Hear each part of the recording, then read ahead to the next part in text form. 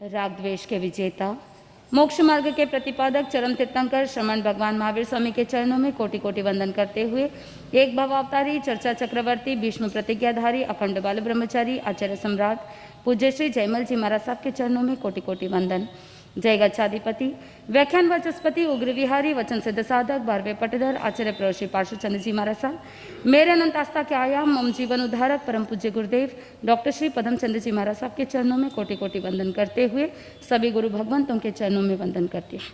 गुरुदेव श्री की आज्ञा से आत्मबंधुओं, अनंत अनंत ज्ञानी, सर्वज्ञ, सर्वदर्शी तीर्थंकर प्रभु महावीर स्वामी, जिन्होंने संसार के भव्य प्राणियों को जिनवाणी के माध्यम से बोध दे करके जागृत किया। एक जीवात्मा संसार में ऐसा होता है जो द्रव्य से भी सो रहा है और भाव से भी सो रहा है, जिसे कहते हैं सुप्त और सुप्त। जब व्यक्ति की, जीव की दशा ऐसी होती है जो सुप्त अवस्था में हो, यानी द्रव्य से भी सो रहा है और भाव से भी सो रहा है, यानी वो कौन से जीव ऐसे होते हैं जो मिथ्या दृष्टि जीव होते हैं, जो निगोद के अंदर पड़े हैं, जो अभवी जीव है, ऐसे जीव हमेशा क्या करते रहते हैं?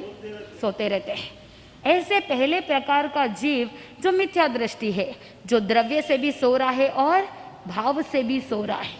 आत्मबंधुओं, काल सोकरी कसाई के बारे में आपने सुना है पूर्व के प्रवचनों के अंदर कि किस तरह से वो प्रतिदिन 500 पाड़े मारता था और कैसे जीवों की हिंसा करता था और हिंसा को ही अपना कर्तव्य मानता, हिंसा को ही धर्म मानता। लेकिन ज्ञानी जन कहते हैं कि जहाँ पर हिंसा हो वो कभी भी धर्म हो नहीं सकता। प्रभु ने कहा कि हिंसा में कभी धर्म नहीं हो सकता। हिंसा के लिए जो प्रेरणा देता है वो कभी गुरु नहीं हो सकता। हिंसा के लिए अगर कोई कहता है कि हिंसा ही सब कुछ है तो वो देव भी नहीं हो सकता। आत्मबंधुओं, इसलिए ज्ञानी जन कहते हैं हिंसा का त्याग करके जो अहिंसा का उपदेश दे, अहिंसा के बारे में मार्गदर्शन करे, अहिंसा को ही सब कुछ माने, अहिंसा परमो धर्म मानने वाले ऐसे सुदेव, सुगुरु और सुधर्म को मानना क्या कहलाता है? सम्यक दर्शन। आत्मबंधुओं, एक जीव ऐसा जो सुप्त अवस्था में होता है, जैसे काल सोकरी कसाई, जैसे मिथ्या दृष्टि जीव होते हैं, वो हिंसा में ही धर्म मानते हैं, हिंसा को ही अपना कर्तव्य मानते हैं, हिंसा को ही सब कुछ मान लेते हैं। दूसरे प्रकार के जीव होते हैं जो द्रव्य से सो रहे हैं लेकिन बाहर से जागृत है। आत्मबंधुओं, यानी सुप्त जागृत, द्रव्य से क्या कर रहे हैं? सो रहे हैं, लेकिन भाव से, अंदर से जागृत है। ऐसे कौन होते हैं जीव? जो श्रावक होते हैं, जो सम्यक दृष्टि होते हैं। भले ही प्रमाद को टालने के लिए थोड़े समय के लिए दर्शनावर्ण कर्म के प्रभाव के कारण से द्रव्य से नींद ले सकते हैं, लेकिन भीतर से वो हमेशा क्या होते हैं? जागृत होते हैं। ऐसे दूसरे प्रकार के जीव सुप्त जागृत। तीसरे प्रकार के जीव होते हैं जागृत सुप्त, यानी द्रव्य से जाग रहे हैं लेकिन अंदर से अभी भी सो रहे हैं। ऐसे जीव जो गृहस्थ होते हैं, जो बाहर से तो जाग रहे हैं लेकिन अंदर अभी तक सोए हुए हैं, अभी तक सम्यक दर्शन की प्राप्ति नहीं हुई, अभी तक मिथ्यात्व के अंधकार में हैं, अभी तक मिश्र दृष्टि में हैं। ऐसे जीव जो गृहस्थ में भी हो सकते हैं, जो आम जीव हो सकते हैं, जो बाहर से तो जागृत है लेकिन अंदर से सो रहे हैं। ऐसे जीव आत्मा का कल्याण भी नहीं कर पाते हैं। ये तीसरे प्रकार के जीव जागृत सुप्त। चौथे प्रकार के जीव आते हैं जो है जागृत, यानी जो द्रव्य से भी जाग रहे हैं और भाव से भी जाग रहे हैं। जैसे साधु भगवंत होते हैं जो आत्मा का लक्ष्य लेकर के चलते हैं, जो मुमुक्षु साधक होते हैं, जो मोक्ष के अभिलाषी होते हैं, जो आत्मार्थी होते हैं, ऐसे श्रमण भगवंत क्या कहलाते हैं? जागृत। उत्तराध्यान सूत्र के अंदर एक श्रमण को भारंड पक्षी की उपमा दी। जिस तरह से भारंड पक्षी के दो क्या होते हैं? जीव है, लेकिन शरीर एक साथ कनेक्टेड होता है, इसीलिए कभी भी प्रमाद, कभी भी आलस नहीं कर सकते, कभी भी निद्रा नहीं ले सकते। वो हमेशा क्या करते हैं? जागृत रहते हैं। एक को भी अगर नींद आ गई तो दूसरे के साथ अनहोनी घट सकती है, और अगर दूसरे के साथ कुछ हुआ तो उसके स्वयं के भी अनहोनी हो सकती है। इसीलिए भारंड पक्षी हमेशा सचेत रहता है, अलर्ट रहता है। श्रमण को, साधु को भारंड पक्षी की उपमा इसीलिए दी कि जिस तरह से भारंड पक्षी हमेशा जागृत रहता है, ठीक वैसे ही आत्मार्थी साधक हमेशा क्या करे, अपने भीतर जागृत रहे। भीतर से और बाहर से दोनों तरह से अगर जागृत रहेंगे, विवेकवान रहेंगे, सम्यक्त्व की उत्कृष्ट साधना करेंगे तो अपनी आत्मा को परमात्मा दशा तक पहुंचा सकते हैं। हमको क्या बनना चाहिए? इन चार में से कौन से दो ऑप्शंस ठीक है? सबसे बेस्ट होता है जागृत जागृत, चौथा ऑप्शन। और अगर चौथा ऑप्शन अभी तक पॉसिबल नहीं है तो कम से कम क्या करना चाहिए, सुप्त जागृत की ओर तो जाना चाहिए। यानी द्रव्य से भले ही आप नींद ले रहे हैं लेकिन भाव से क्या होना चाहिए, जागृत रहना चाहिए। अगर कोई सोने का नाटक करे उसे हम जगा नहीं सकते, ठीक वैसे ही ज्ञानी जन कहते हैं कि जो मोह की नींद में सोया हुआ है और आत्म धन को खोया हुआ है उसको जगाना पड़ेगा। और उसे जगाने के लिए प्रभु की वाणी बहुत ज़्यादा औषधि के रूप में काम करता है। किसी ज्ञानी जन ने कहा, नाव है पर नाविक नहीं तो मंजिल प्राप्त करना संभव नहीं है। नाव है पर नाविक नहीं तो मंजिल पहुंचना संभव नहीं। कार है पर ड्राइवर नहीं तब भी डेस्टिनेशन पहुंचना संभव नहीं। औषधि है लेकिन विधान विधि नहीं है तो स्वास्थ्य प्राप्त करना संभव नहीं। ठीक वैसे ही ज्ञान है पर श्रद्धा नहीं तो मोक्ष प्राप्त करना संभव नहीं। आत्मबंधुओं, ज्ञानी जन कहते हैं कि ज्ञान तो है, इंफॉर्मेशन तो है, नॉलेज तो है, लेकिन अगर श्रद्धा नहीं है तो फिर वो ज्ञान मोक्ष तक नहीं पहुंचा सकता है। वही ज्ञान अज्ञान की श्रेणी में चला जाता है, क्योंकि श्रद्धा प्रतीति नहीं है, रुचि नहीं है, निष्ठा नहीं है, आत्मनिश्चय नहीं है और विश्वास नहीं है। इसीलिए वो ज्ञान सम्यक ज्ञान नहीं कहलाएगा। It is only information. आत्मबंधुओं, जिस व्यक्ति के मन में गुरु के प्रति, निर्ग्रंथ भगवंतों के प्रति, प्रभु के प्रति, उनकी वाणी के प्रति अटूट श्रद्धा हो तो उसके जीवन की नैया पार हो जाती है। सांसारिक जो समस्याएं हैं वो तो दूर होती ही होती है, लेकिन साथ में आत्मा के साथ जो रोग लगे हैं, भव रोग जो लगा है, उससे भी निवारण प्राप्त किया जा सकता है। आत्मबंधुओं, एक बार हुआ है ऐसा कि एक युवक जिसकी शादी हो करके 4-5 साल हो गए थे लेकिन अभी तक एक भी संतान नहीं। 4-5 वर्ष के बाद एक संतान हुई, बेटा हुआ। दोनों के मन में इतना आनंद था, इतना हर्ष था, इतना उल्लास था। सोचने लगे कि कितने वर्षों बाद अंतराय टूटी है, संतान की प्राप्ति हुई है, चलो एक काम करते हैं, गुरु के पास चलते हैं और आशीर्वाद दिला देते हैं।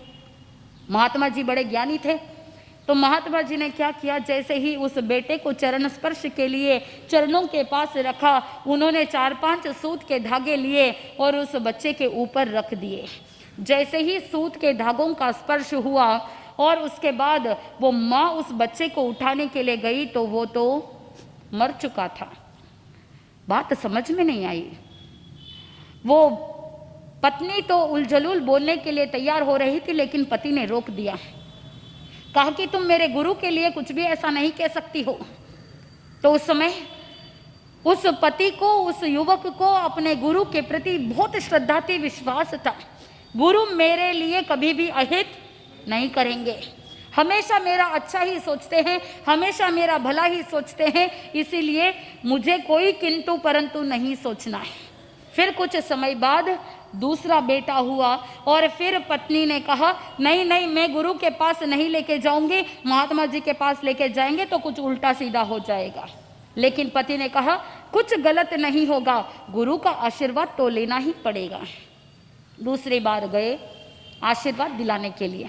जैसे ही बच्चे को सामने रखा, उस समय महात्मा जी एक सुई लेते हैं और उस बच्चे के पिता के हाथ पर सुई को प्रिक कर देते हैं, चुबा देते हैं। खून की धारा निकलती है और खून के 2-4 बूंद उस बच्चे के ऊपर डाल देते हैं। जैसे ही खून की बूंदों का स्पर्श हुआ, वो वहां से प्राण पंखेरु उड़ जाते हैं, वो बच्चा वहां से काल कर जाता है। एक बच्चा नहीं, 2 बच्चे चले गए। माँ तो आखिर माँ होती है, और ऐसे ही कालांतर के अंदर तीसरा बच्चा होने वाला था, वो गर्भवती थी। वो कहती है कि अगर बच्चे होने के बाद अगर गुरु के पास चले गए, महात्मा जी के पास चले गए, तो फिर मैं तो यहाँ नहीं रुकने वाली हूँ, मैं तो कहाँ चली जाऊँगी, पीहर चली जाऊँगी। बहुत से ऐसे लड़कियाँ होती है आज के ज़माने में, माता पिता पहले से ही जब विदाई करते हैं तो बोल करके भेजते हैं, कुछ भी किंतु परंतु हो तो फिक्र मत करना, हम है, हम देख लेंगे। लेकिन वहां पर मन में इस तरह की शिक्षा देनी चाहिए और साथ में आपकी सोच भी पॉजिटिव होनी चाहिए। मन में ये चिंतन कि जहाँ पर छोटा मोटा एडजस्टमेंट तो करना पड़ता है, बच्ची को यही कह करके संभला करके जाना चाहिए कि तुम वहाँ पर पुरुषार्थ करो, मेहनत करो, अपने कर्मों को काटने का प्रयास करो। छोटी मोटी बातों को दिमाग में लेने की आवश्यकता नहीं है, लेकिन अगर कुछ ज़्यादा ही एक्स्ट्रा हो जाता है, कुछ ऐसा हो कि जो अत्याचार की तरह हो, जो हिंसा की तरह हो, डोमेस्टिक वायलेंस हो और घरेलू हिंसा के रूप में अगर कुछ भी हो तो तुम बताना। घरेलू हिंसा को सहन करना भी क्या है, पाप है। प्रभु ने कहा हिंसा को सहन करना भी पाप है। इसीलिए बच्चों को सही शिक्षा दे करके भेजना, केवल बेटियों को शिक्षित करने की आवश्यकता नहीं है। सिर्फ बेटियों को आप बोल करके भेजोगे, विदाई करोगे कि बेटी तुमको सहन करना चाहिए, बेटी तुमको, पुराने जमाने में कहते थे खड़ी खड़ी जा रही है, आड़ी आड़ी आना है, लेकिन अब वो जमाना नहीं रहा। बहुत से ऐसे लोग हैं जो केवल पैसे ऐंठने के लिए ही शादी करते हैं। पहले शादी करते हैं, छोटी छोटी बातों के ऊपर लड़ाई झगड़े करते हैं, फिर करोड़ों रुपए एलिमनी के अंदर ऐंठ लेते हैं और उसके बाद स्वयं के जीवन को भी नरक बना लेते हैं और सामने वाले को भी, वो भले ही उधार लेकर के या कुछ भी करके पैसे एलिमनी के चुकाए, लेकिन सबके लिए बहुत ज़्यादा प्रॉब्लमैटिक हो जाती है। ये कौन सा धर्म है, ये कौन सी शिक्षा है, ये कौन से संस्कार है। इसीलिए ज्ञानी जन कहते हैं सबसे पहले बड़ों को संस्कारित होना पड़ेगा, और वो ही अगर संस्कारित रहेंगे तो बच्चे भी क्या हो जाएंगे, संस्कारित हो जाएंगे।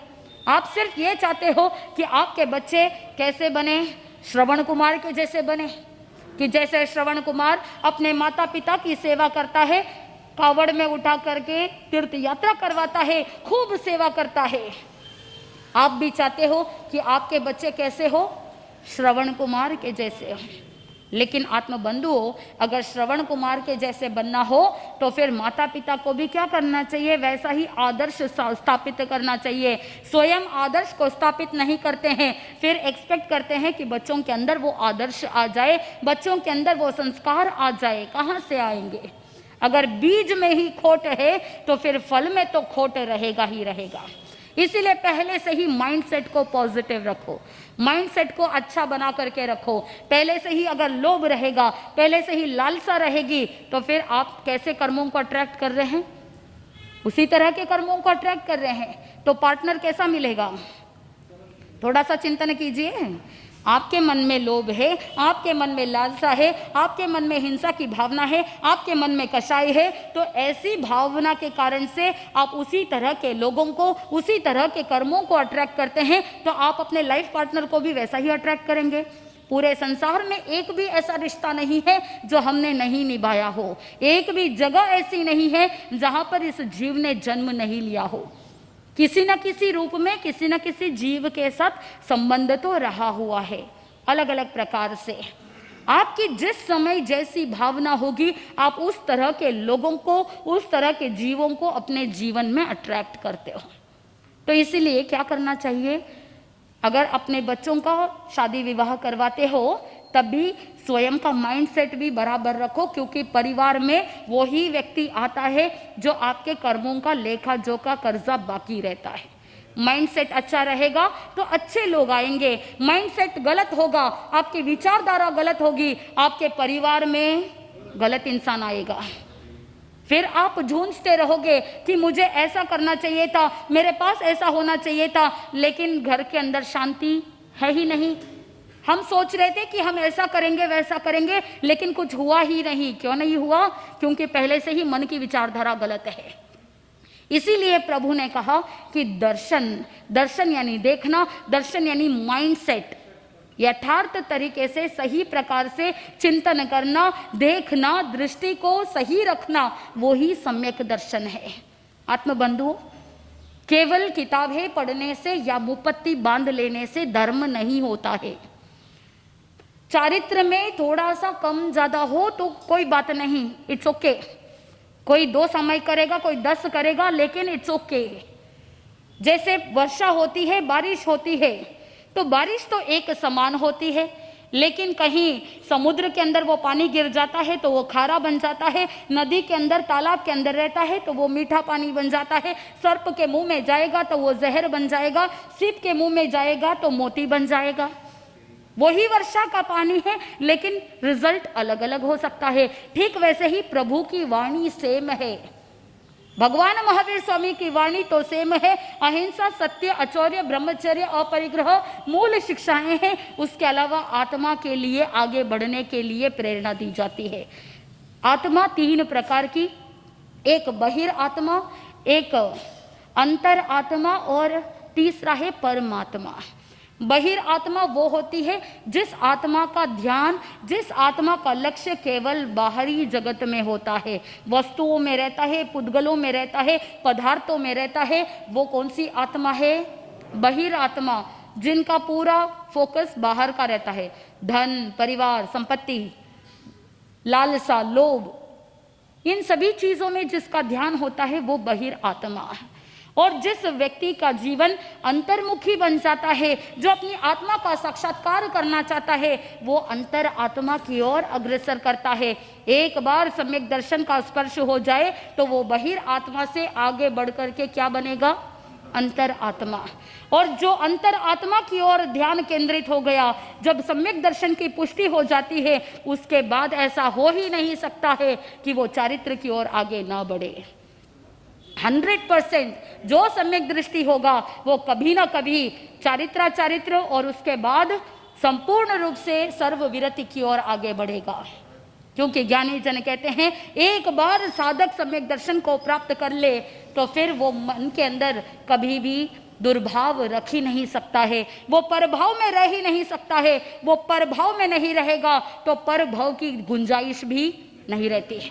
परभाव समाप्त कब हो सकता है? जब परभाव समाप्त हो जाए, स्वभाव में रमण करना प्रारंभ करे तो मोक्ष की मंजिल प्राप्त हो सकती है।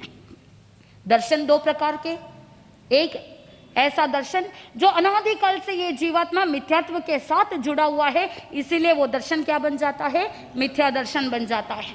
और वही दर्शन जिस समय सम्यक्त्व को प्राप्त कर लेता है, सम्यक्त्व के साथ संबंध जुड़ जाता है, तो वही दर्शन सम्यक दर्शन बन जाता है। दर्शन तो दर्शन है, लेकिन अगर मिथ्यात्व के साथ जुड़ जाए तो मिथ्या दर्शन, और सम्यक्त्व के साथ जुड़ जाए तो सम्यक दर्शन। आप किसके साथ जुड़ना चाहेंगे? सम्यक दर्शन के साथ जुड़ना चाहेंगे तो फिर आपको भी वैसा ही कार्य करना चाहिए। कौन कौन से कार्य करेंगे तब जाकर के सम्यक दर्शन सुदृढ़ बन सकता है? आत्मबंधुओं, बहिर आत्मा से अंतर आत्मा की ओर बढ़ना है और अंतर आत्मा से परमात्मा बनना है, परमात्मा का कनेक्शन जुड़ना है, तभी इस आत्मा का परम और चरम लक्ष्य सिद्ध हो सकता है। आत्मबंधुओं, ज्ञानी जन कहते हैं हर एक साधक को अपने दर्शन को शुद्ध बनाना चाहिए। आप भी गुरु भगवंतों का दर्शन करते हैं, आप भी साधु संतों के दर्शन करते हैं, लेकिन दर्शन में भी क्या बन जाता है? अंतर रहता है। क्यों?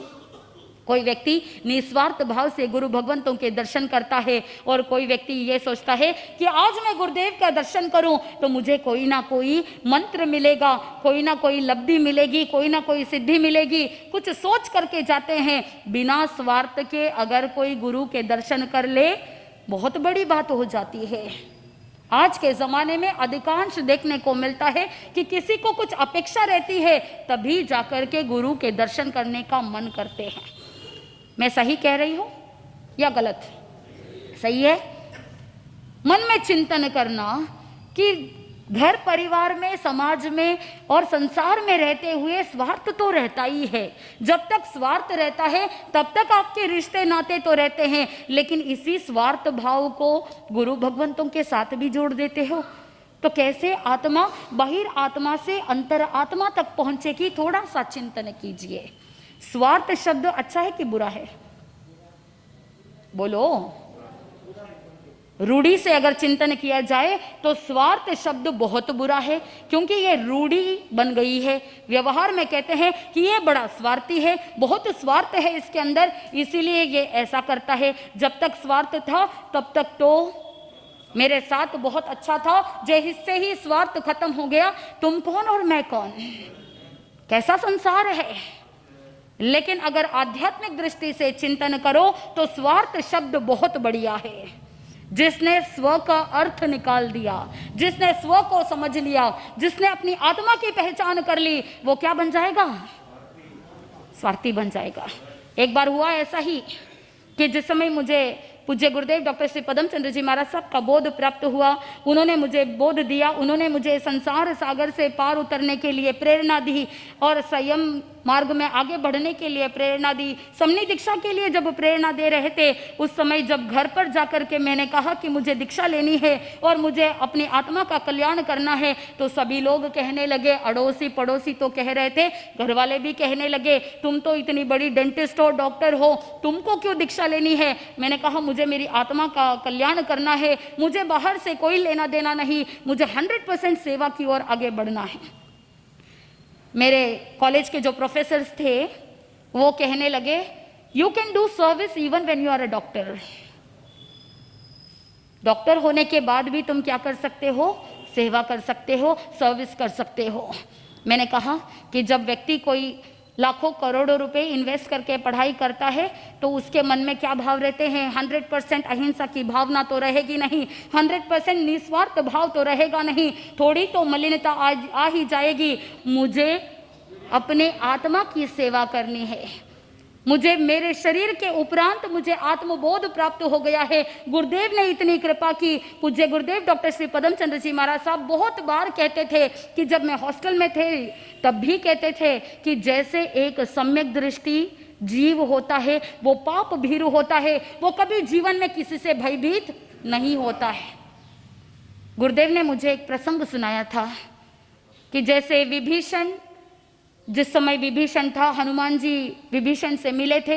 हनुमान जी ने विभीषण को एक प्रश्न कर दिया, विभीषण जी आप इस लंका के अंदर जहां पर सारे राक्षस है, जहां पर सबकी भावनाएं इतनी क्रूर है, इन लोगों के बीच में आप इतने सात्विक वृत्ति वाले कैसे रहते हैं?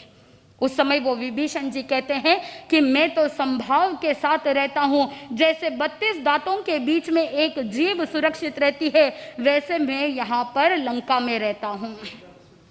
पूज्य गुरुदेव डॉक्टर श्री पदम चंद्र जी महाराज साहब ने जब मुझे दीक्षा की आज्ञा नहीं मिली थी और मुझे डेंटिस्ट्री कंप्लीट करना था, उस समय गुरुदेव ने कहा कि तू दांतों की डॉक्टर बनने जा रही है, तो मैं तुम्हें एक बात कहना चाहता हूँ, चाहे कुछ भी हो जाए, मन में एक बात हमेशा याद रखना, जैसे 32 दांतों के बीच में जीभ सुरक्षित रहती है, ठीक वैसे ही हॉस्टल में रहते हुए, बेंगलोर के माहौल के अंदर रहते हुए तुम्हें अपने वैराग्य भाव को क्या करना चाहिए? सुरक्षित रहना चाहिए।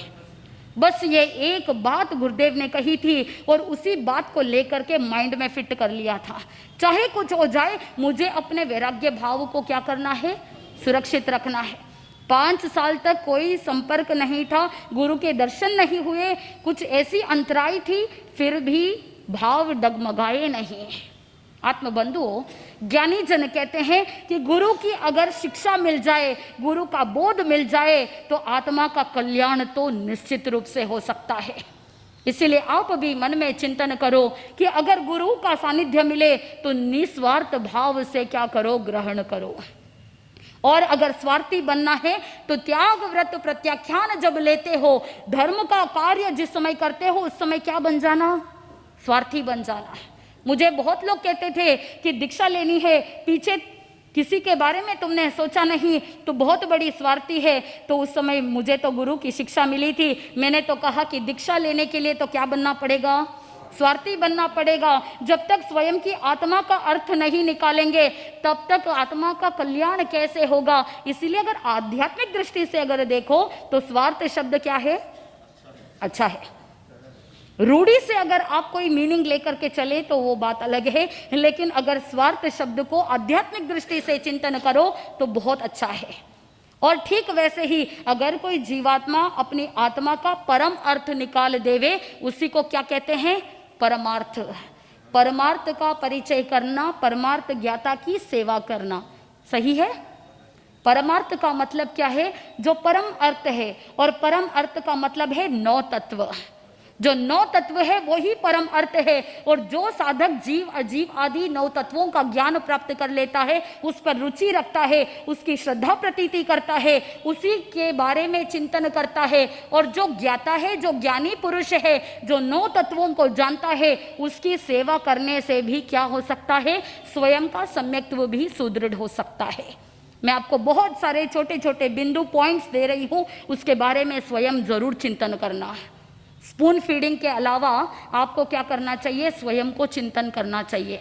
क्या मैंने कभी 9 तत्वों को जानने का प्रयास किया है? क्या मैं 9 तत्वों की गहराई से जानती हूँ? क्या मेरे पास वो जानकारी है? क्या मैंने जानकारी लेने के बाद उस पर श्रद्धा प्रतीति की? क्या मैंने उसे प्रैक्टिकली अपने लाइफ में उतारा या नहीं उतारा है?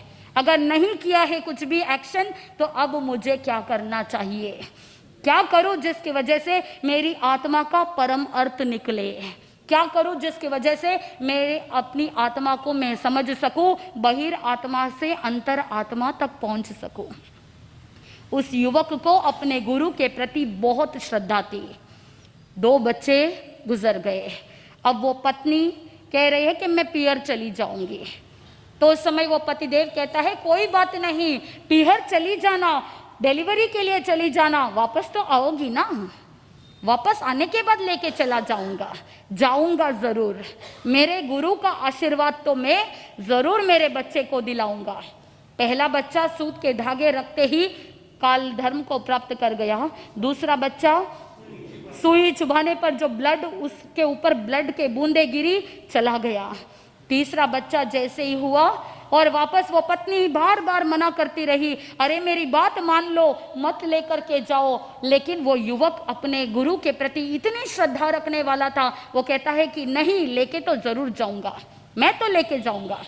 जैसे ही गुरु के चरणों में गए और उस बच्चे को रखा, गुरु ने उस भक्त को कहा कि भाई तुम्हारे पास 100 रुपए के नोट के बंडल है?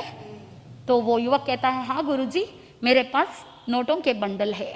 लाओ 100 रुपए के नोट का बंडल लेकर के आओ और इस बच्चे के पास रखो। जैसे ही नोटों का बंडल रखा, और उसी समय वो भी काल धर्म को प्राप्त हो जाता है। वो पत्नी बहुत निराश होती है, बहुत हताश होती है, बहुत गुस्सा भी आ रहा था, लेकिन अपने गुरु के सामने और पति के सामने कुछ भी जाहिर नहीं कर पाई।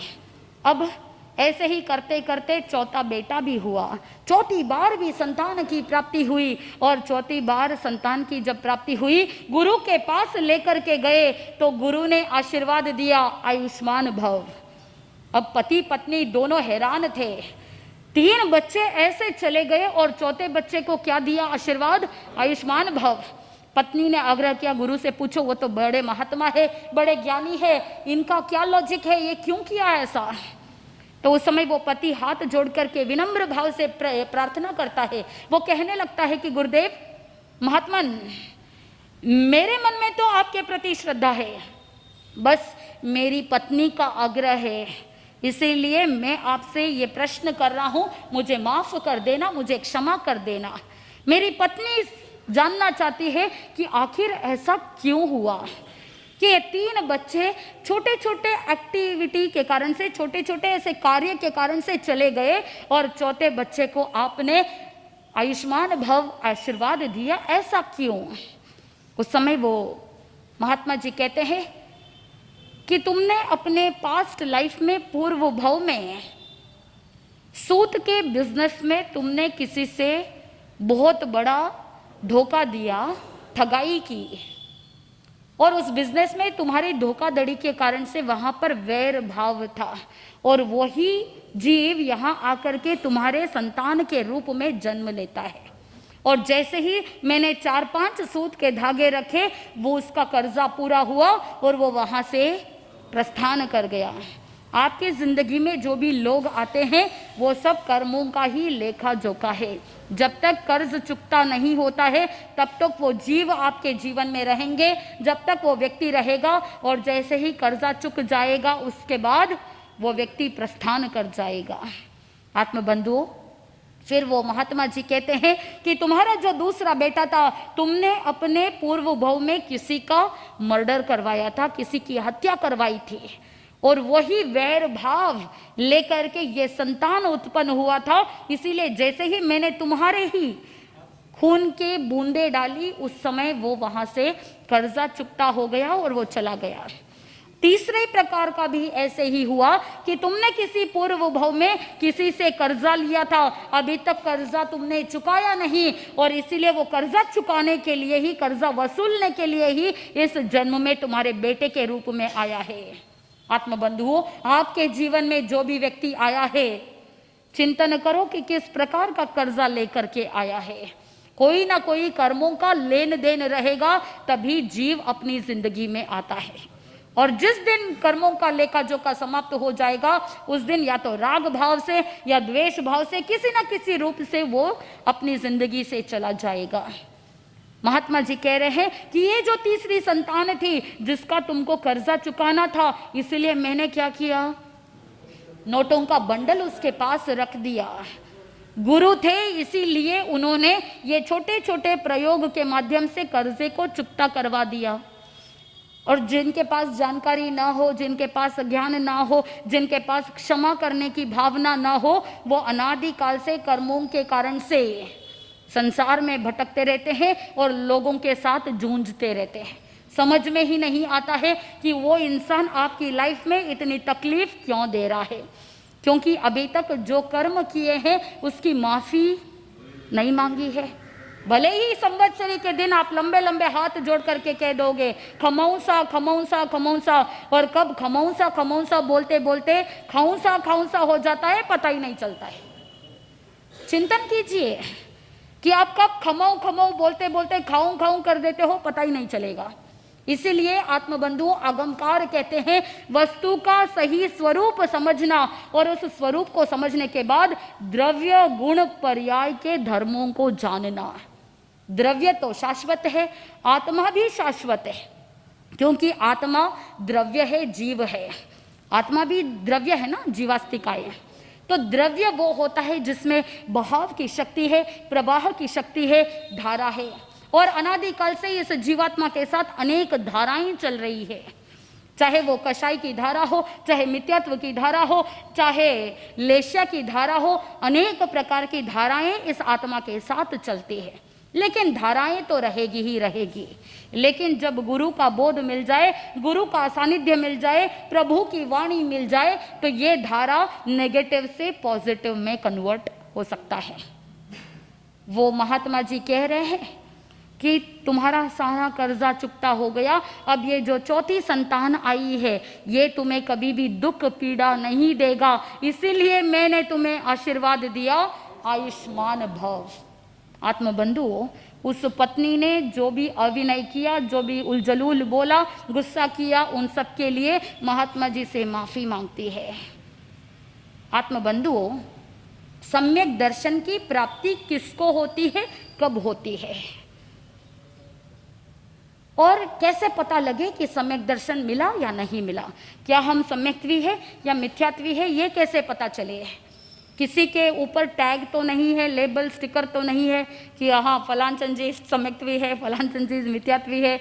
ये कोई लेबल नहीं है, और ये कोई हमेशा परमानेंट रहने वाला भी नहीं है, अभी वर्तमान में नहीं है।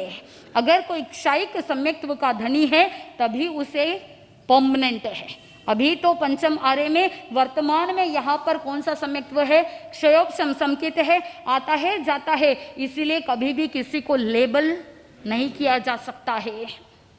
प्रभु ने कहा कि मोहनीय कर्म की 28 प्रकृतियां हैं, उत्तर प्रकृतियां जिसे कहते हैं, जिसमें एक होता है चारित्र मोहनीय और दूसरा होता है कषाय मोहनीय।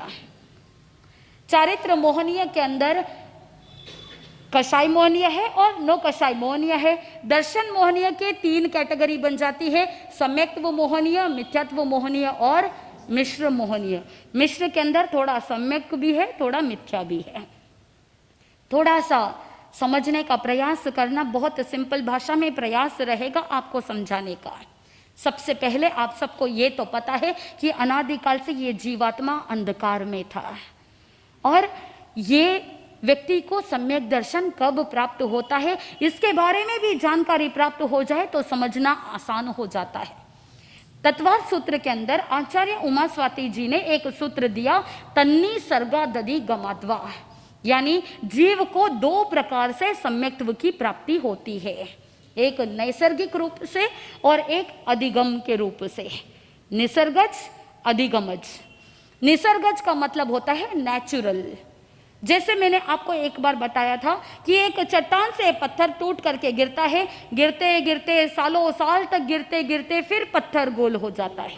ठीक वैसे ही एक पत्थर नदी के अंदर है, नदी की धारा में बहते बहते लंबे समय तक बहते बहते भी वो पत्थर क्या हो जाएगा, गोल हो जाएगा। लंबा समय नेचुरली गोल हो रहा है। ठीक वैसे ही ये जीवात्मा अनादिकाल से मिथ्यात्व में है, अंधेरे में है, अज्ञानता में है, कषाय में है, और ऐसे ही न चाहते हुए भी उस वेदना को सहन कर रहा है, जिसे कहते हैं अकाम निर्जरा।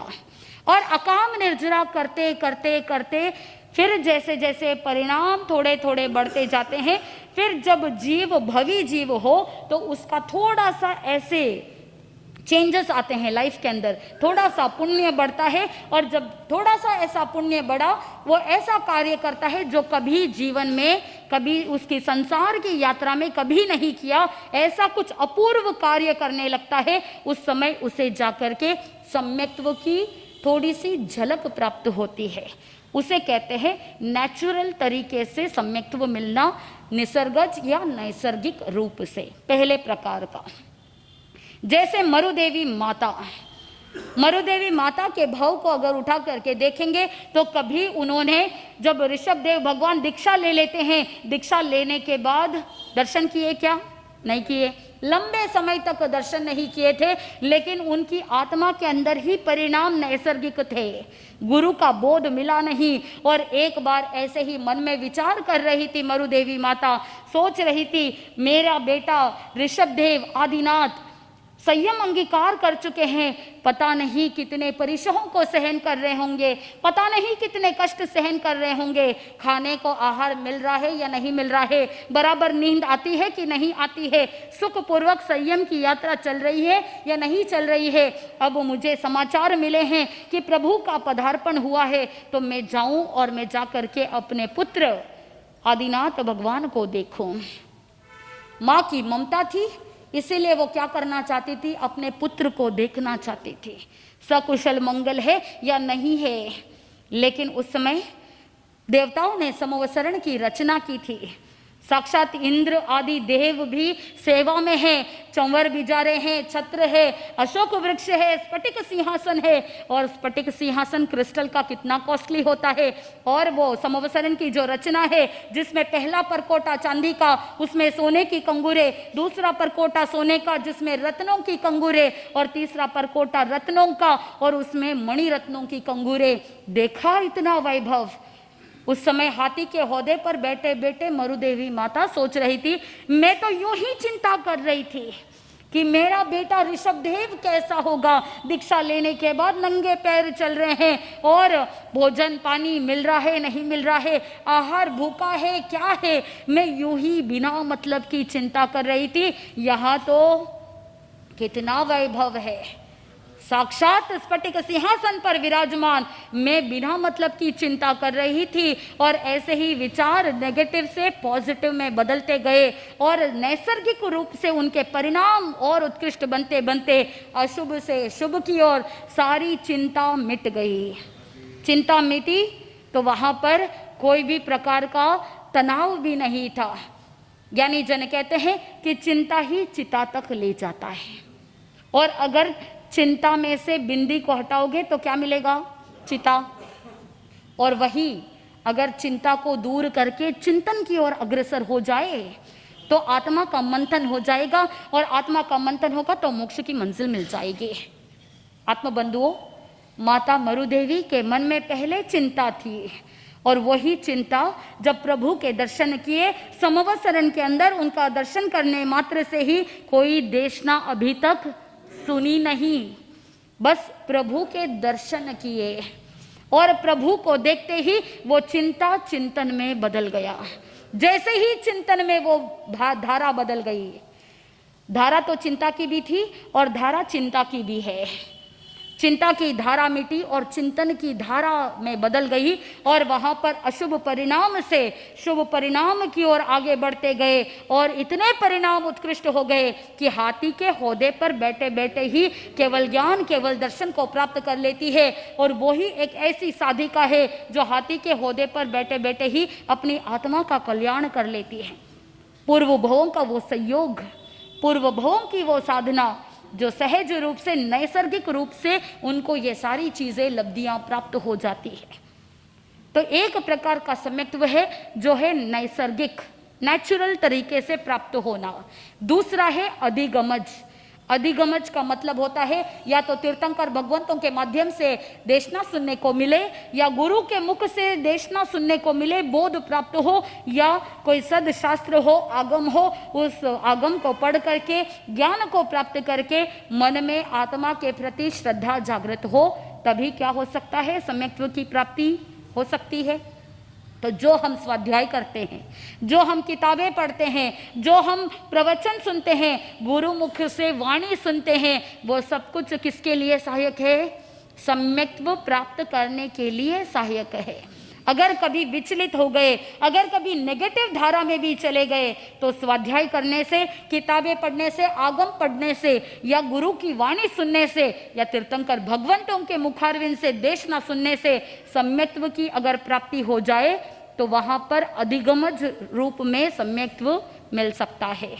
अब एक प्रश्न यहाँ पर यह खड़ा होता है, चाहे वो प्रभु की वाणी हो, या चाहे गुरुमुख से वाणी हो, या आगम का ज्ञान हो, किताबें हो, शास्त्र हो, क्या वो कुछ नया करते हैं जिसकी वजह से सम्यक्त्व मिल जाता है? वहां पर उत्तर में यह कहा जा सकता है कि जैसे किसी घर में बहुत सारी चीजें रखी हुई है। आपके घर में फर्नीचर है कि नहीं है? फर्नीचर है। आपके घर में टीवी है। आपके घर में बहुत सारे साधन है, सोफा है, घर में कपड़े हैं, अलमारियां हैं, बहुत सारी चीजें हैं, चीजों की कोई कमी नहीं है। घर के अंदर बहुत सारी चीजें ऑलरेडी मौजूद है। बहुत लंबे समय तक अगर आप घर को लॉक करके बाहर चले गए तो घर के अंदर लाइट ऑन रहेगी कि अंधेरा रहेगा? अंधेरा रहेगा। फिर जब आप बहुत दिन बाद वापस घर आते हो, अंधेरे में कौन सी चीज कहाँ है कुछ भी दिखाई नहीं देती है। घर का मालिक आता है और उस अंधेरे में चीजें तो पड़ी है, दिखाई नहीं दे रही है। आकर के क्या करेंगे? दीपक करेंगे, लाइट ऑन करेंगे। जैसे ही लाइट का अवसर देखा तो उस समय वो सारा उजाला हो जाता है और उस दीपक के प्रकाश में सारी चीजें दिखनी प्रारंभ हो जाती है। क्या लाइट ने किसी चीज को उत्पन्न किया? नहीं। लाइट ने किसी वस्तु को बनाया? नहीं।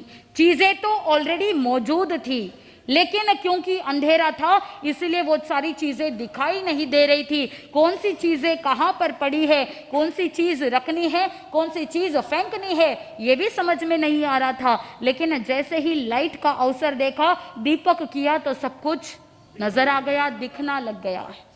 आत्मबंधुओं, ठीक वैसे ही ये जीव, जिस आत्मा में बहुत सारी शक्तियां हैं, इस आत्मा में अनंत ज्ञान है, अनंत दर्शन है, अनंत आत्म सामर्थ्य है, शक्ति है, अनंत सुख है, बहुत सारा पोटेंशियल है इस आत्मा में। लेकिन क्योंकि अंधेरा था, किसका अंधेरा? मिथ्यात्व का, अज्ञान का, मोह का अंधेरा था। और उस अंधकार के कारण से, उस अंधेरे के कारण से वो सारी चीजें दिखाई नहीं दे रही थी। जैसे ही गुरु मुख से वाणी निकलती है, वो वाणी प्रकाश के रूप में आपके आत्मा को उजाला कर देती है।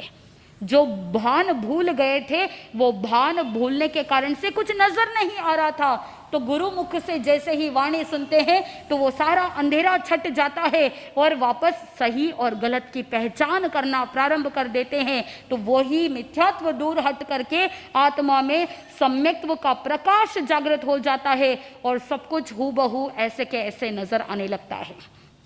कुछ नया नहीं होता है।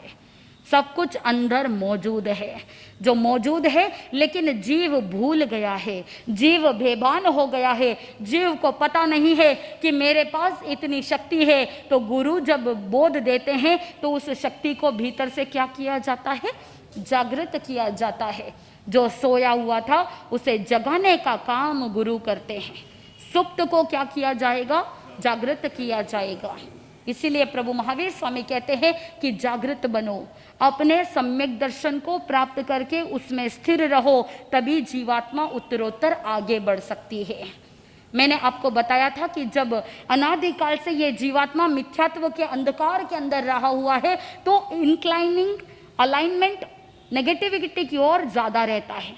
लेकिन जैसे ही गुरु का सानिध्य मिलता है, गुरु मुख से वाणी सुनने को मिलता है और बोध दिया जाता है, जगाया जाता है। जैसे ज्ञाता धर्म कथांग सूत्र के पहले अध्ययन के अंदर बताया जाता है कि जब मेघ कुमार जब संयम अंगीकार करते हैं, संयम अंगीकार करने की पहली रात्रि जब शैया संस्कारक के ऊपर कुछ धूल के कण पड़ जाते हैं, कभी वृद्ध मुनि की ठोकर लग जाती है, कभी ओगे का स्पर्श हो जाता है, तो वहां पर वो संयम से विचलित हो जाता है, विचार करने लगता है, कहाँ मैं राजमहल के अंदर मुलायम गद्दे पर सो रहा था और कहाँ मैं यहाँ आकर के अटक गया, मैंने गलती कर दी। कल सुबह सूर्य उदय होगा, प्रातःकाल होते ही मैं अपने गुरु प्रभु महावीर स्वामी के पास जाऊंगा और मैं ये ओगे पात्रे सब कुछ गुरु को दे करके समर्पित करके मैं वापस अपने महल में लौट जाऊंगा।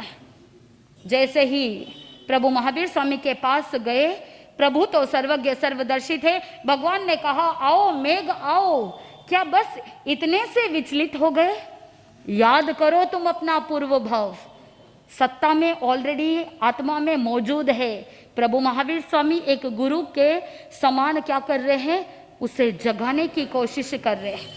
प्रभु ने कहा याद करो मेघ, तुम पूर्व भव में हाथी के भव में थे, मेरु प्रभ हाथी के भव में तुमने कितना सहन किया। बहुत पहले तीसरे भव के अंदर जब तुम हाथी के युद्धपति थे, उस समय तुमने देखा जंगल के अंदर आग लग गई थी, दावानल लग गया था और उस समय तुमने देखा कि सभी जीव इधर उधर दौड़ रहे हैं अपने प्राणों को बचाने के लिए। तुम्हारे मन में बहुत दया आई, लेकिन फिर भी तुम कुछ नहीं कर पाए। उस जंगल के दावानल में सब भस्म हो गया। उस समय तुमने सीख को प्राप्त कर ली। अगले भव में तुम वापस हाथी के रूप में युद्धपति बने और उस समय तुमको जो पूर्व भव का ज्ञान था, पूर्व भव का तुमको जो संस्कार था, पूर्व भव का जो अनुभव था, उसकी वजह से तुम्हारे अंदर से ही इनबिल्ट तुम्हें पता चल गया कि जंगल के अंदर आग तो लगती ही रहती है, इसीलिए उसकी सुरक्षा करने के लिए क्या किया जाए? एक मंडल को तैयार किया जाए जहां पर कोई भी पेड़ पौधे न हो, समतल भूमि और कोई पेड़ पौधे ना हो, ताकि भविष्य में कभी जंगल में आग लगे तो जितने भी जंगल के अंदर जानवर है, जितने भी पशु है, वो सब इस मंडल के अंदर शरण ग्रहण कर सकते हैं। तुमने अपने ही पूर्व भव के अंडरस्टैंडिंग के कारण से तुमने सारी तैयारी कर दी और क्योंकि तुम युद्धपति थे, तुम वहां पर जंगल के अंदर तुम्हारे जितने हथनियों के तुम हेड थे, तो तुमने सभी जीवों के बारे में सोचा। मन में तीव्र अनुकंपा की भावना थी और उसी अनुकंपा के कारण से जब जंगल के अंदर आग लगे, सभी जीव उस मंडल के अंदर आकर के आश्रय लेते हैं। तुमने मन ही मन सोचा कि चलो मैंने एक काम तो अच्छा किया, सभी जीव सुरक्षित है। और एक संयोग कि एक खरगोश दौड़ता दौड़ता इधर उधर भटक रहा है, लेकिन कहीं पर भी उसे आश्रय लेने के लिए जगह नहीं मिली, स्थान नहीं मिला। और संयोग अचानक कोइंसिडेंटली तुम्हारे पैरों में खुजली हुई, इसलिए तुमने अपने पैर को उठाया। जैसे ही तुमने अपने पैर को उठाया, उस खरगोश को उतनी जगह मिल गई और वो तुम्हारे पैरों के नीचे आश्रय को प्राप्त करता है। तुमने खुजली खुजालने के बाद जैसे ही पैर रखने की कोशिश की तो तुम्हें कुछ मुलायम लगा, स्पर्श लगा और उस समय तुमने देखा कि एक छोटा सा खरगोश आश्रय ले रहा है। तुम्हारे मन में बहुत अनुकंपा आई, इतनी दया आई कि तुमने 3 दिन तक निरंतर अपने पैरों को उठा करके रखा। किसके लिए? उस एक खरगोश के प्राणों को बचाने के लिए इतनी अनुकंपा की, और उसी अनुकंपा के कारण से तुमको मनुष्य भव मिला। याद करो तुम अपने पूर्व भव को, तुमने पूर्व भव में कितना कष्ट सहन किया, इतने में से घबरा गए, बस थोड़ी सी धूल लगी, थोड़ी सी ठोकर लगी और तुम ऐसे घबरा गए।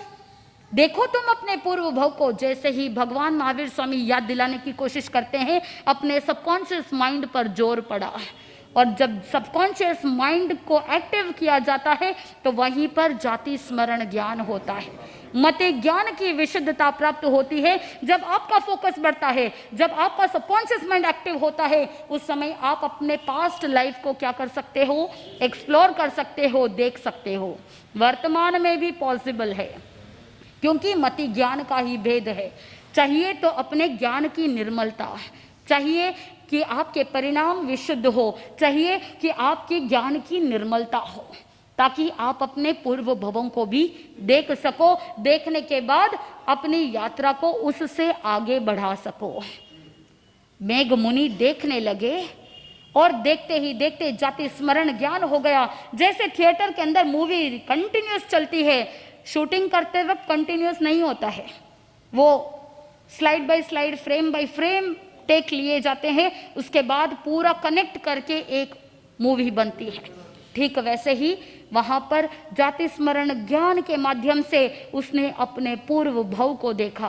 पूर्व भव को देख करके अपने मन में बड़ा पश्चाताप हुआ, अपने आप को धिक्कारने लगा। अरे धिक्कार है मुझे, तिर्यंश गति में मैंने इतनी अनुकंपा की, अब तो मेरे अंदर चिंतन मनन करने की क्षमता है, अब तो मैं मनुष्य हूं, अब तो मुझे क्या करना चाहिए, इससे कई गुना ज्यादा मुझे संयमित होना चाहिए, इससे कई गुना ज्यादा अनुकंपा भाव रखना चाहिए। अनुकंपा सम्यक्त्व का लक्षण है। इसीलिए मन में क्या करनी चाहिए, अनुकंपा की भावना रखनी चाहिए। अगर आप किसी भिखारी को देखते हो तो वहां पर अगर कोई ऐसा व्यक्ति कह दे कि इन भिखारियों के पास तो बहुत पैसे होते हैं, ये तो यूं ही मांगते फिरते रहते हैं, तो आपकी अनुकंपा क्या हो जाएगी, गायब। और जब अनुकंपा गायब तो सम्यक्त्व भी गायब हो जाएगी। आपको हेल्प करनी है या नहीं करनी है, वो सेकंड चैप्टर है। पहला चैप्टर अनुकंपा की भावना की है। मन में अनुकंपा रखो, अगर उनके पास पैसे नहीं है तो भी अनुकंपा की भावना कि देखो इनके कर्म कैसे है, कि कितनी तड़प हो रही है इनके जीवन में, खाने को भोजन नहीं, कमाने के लिए पैसे नहीं, शरीर के अंदर ताकत हो तो भी उनके अंदर इतना पुरुषार्थ करने का ऐसा जुनून नहीं कि मैं सही प्रकार से नैतिकता से धन कमाऊं, इसीलिए वो लोगों के सामने हाथ फैला करके मांग रहे हैं। अनुकंपा रखो। हेल्प करनी है नहीं करनी है वो बात की बात है, सेकेंडरी। प्राइमरी थिंग क्या है, अनुकंपा भावना। अगर उनके पास पैसा भी हो फिर भी अनुकंपा करो कि पैसे होने के बावजूद भी क्या कर रहे हैं, मांग रहे हैं। मन में ऐसा शुभ भाव, अनुकंपा भाव कि मेरे जीवन में ऐसे कर्म कभी भी नहीं आए, कि मेरे अंदर ऐसी लाचारी मजबूरी ना हो। मन में ऐसी अनुकंपा की भावना रखेंगे तो सम्यक्त्व सुदृढ़ हो जाएगा। कौन इंसान कैसी एक्टिविटी कर रहा है, कौन सा व्यक्ति क्या कार्य कर रहा है, उसके पीछे मत जाओ, इसके पीछे रहे हुए भाव को जानो। और दूसरों के जीवन में तांक झांक करने से पहले खुद के जीवन में थोड़ी सी तांक झांक कर लो, खुद के जीवन को देख लो। क्या मेरा जीवन शुद्ध है, क्या मेरा जीवन विशुद्ध है, क्या मेरे जीवन के अंदर मेरे कर्मों का क्षयोपशम अच्छा है, क्या मैंने क्षयोपशम लब्धि को प्राप्त किया, क्या मैंने अपने जीवन में विशुद्धता को प्राप्त की, विशुद्धि लब्धि को प्राप्त की, क्या मैंने गुरु भगवंतों से बोध प्राप्त करके देशना लब्धि को प्राप्त किया, क्या मैंने अपने जीवन में सन्नी होने का, मन वाले जीव होने का, पर्याप्तियों को प्राप्त करने का, ऐसी क्षमताओं को प्राप्त करके पुनः सही रूप से उसका प्रयोग किया, प्रयोग लब्धि का प्रयोग किया नहीं किया, इसके बारे में चिंतन करना। क्योंकि सम्यक को प्राप्त करने से पहले इन सभी लब्धियों को प्राप्त किया जाता है। सबसे पहले क्षोभशम लब्धि जिसमें मोहनीय कर्म के जो प्रकृतियां होती है उसमें या तो क्षय या उपशम या क्षयोपशम, जो 7 प्रकृतियां हैं, कुछ प्रकृतियों का क्षय कुछ प्रकृतियों का उपशम हो तो वहां पर क्षयोपशम समकित की प्राप्ति हो जाती है। अगर 7 प्रकृतियों का उपशम हो तो उपशम समकित की प्राप्ति हो जाती है, और अगर 7 प्रकृतियों के क्षय हो तो क्षयिक सम्यक्त्व की प्राप्ति हो जाती है। लेकिन सम्यक्त्व प्राप्त होने से पहले इन 5 लब्धियों को प्राप्त करना होगा। ये 5 लब्धियां कौन कौन सी है, कैसे सम्यक्त्व की प्राप्ति होती है, कैसे ये जीव करण लब्धि को प्राप्त करके सम्यक्त्व की ओर कदम रखता है और सम्यक्त्व को प्राप्त करता है, तो 5 जो लक्षण है उन लक्षणों को कैसे बनाए रखना, कौन से ऐसे दोष है जिनका निवारण करना चाहिए, किन किन बातों से परहेज रखना चाहिए ताकि आपका सम्यक्त्व सुदृढ़ रहे, सम्यक्त्व का निरतिचार पालन कैसे करे, किन किन बातों का विवेक रखना चाहिए, किन किन बातों का ध्यान रखना चाहिए, किन किन चीजों से हमको बचना चाहिए और किन किन बातों को हमें ग्रहण करना चाहिए ताकि हमारा सम्यक्त्व सुदृढ़ रहे। और सम्यक्त्व की सुदृढ़ता अगर रहेगी, निरतिचार पालन किया, उत्कृष्ट परिणाम आ जाए, उत्कृष्ट रसायन आ जाए तो तीर्थंकर पद की प्राप्ति भी हो सकती है। तो आप भी अपने जीवन में अपने सम्यक्त्व को सुदृढ़ बनाए रखने का पूरा पुरुषार्थ करो। जैसे जैसे आपका पुरुषार्थ बढ़ेगा वैसे वैसे साधक को उत्तरोत्तर आनंद की प्राप्ति होगी। घड़ी के अंदर समय हो रहा है, आनंद ही आनंद। बोले श्री जैन धर्म की